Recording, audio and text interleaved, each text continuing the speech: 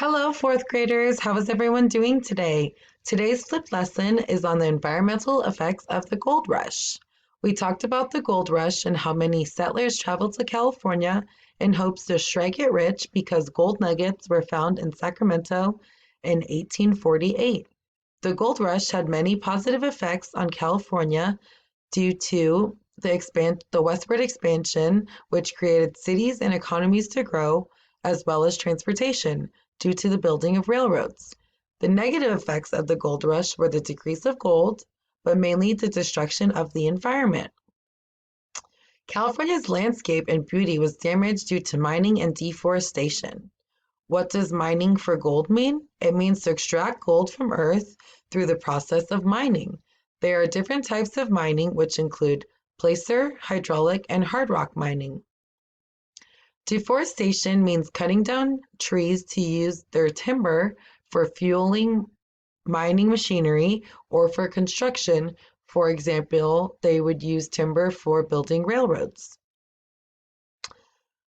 Please watch this video to get a better understanding of the aftermath of California's landscape due to gold mining.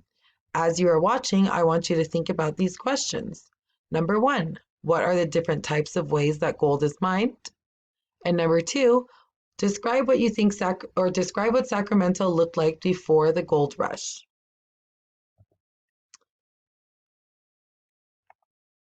How did mining affect California's landscape? So as you can see, I have two pictures here. They're not the same picture or in the same area, but I wanted to give you an idea of their perspective of the land before the gold rush and after the gold rush. So the first picture here on the left was created by artist William R. Hutton, who visited San Francisco in 1847. And he wrote here, "From the hill back." And he described San Francisco as a rough and tumble community of adobes, shanties, frame buildings scattered along Yerba Buena Cove. So as you can see, there's just like houses and looks like people are just living peacefully on their land. And as you can see, soon after in 1848, a year later from this picture, was the discovery of gold, which transformed the village or area of California and destroyed the land and environment. So as you can see in the after picture, it kind of looks like a construction area or zone or site compared to a little community or neighborhood or village. So that was just a little compare and contrast of what the land looked like before and after. So here we have the example of hydraulic mining. Hydraulic mining uses high pressure jets to remove rock sediment. And then the material gets washed away and clogs rivers and lakes, which can also be harmful to the agriculture or animals living in the lakes or rivers. So here you can see the little jets blasting, like pressure blasting on the mountains to remove the rock sedimentary material, and then to see if they can find gold in the mountains. Another example of mining is placer mining. This is maybe the most common that you think of, and that's like panning for gold, which disrupted ecosystems with pollution and sediments, because here you just see people in the water and they're panning for gold. So you just get the little pan, shake out the sediment and see if there's rocks in it. This is a little drawn picture, but this one you can see it's a little blurry, but it gives you a better example of what the settlers did back then to get gold. We'll go back to that one. I want to go over hard rock mining. And in hard rock mining, settlers blasted or dug their way through the mountains. So could you imagine working underneath the mountain in little tunnels just like this, and just digging through the sediment and material to see if you can find any gold.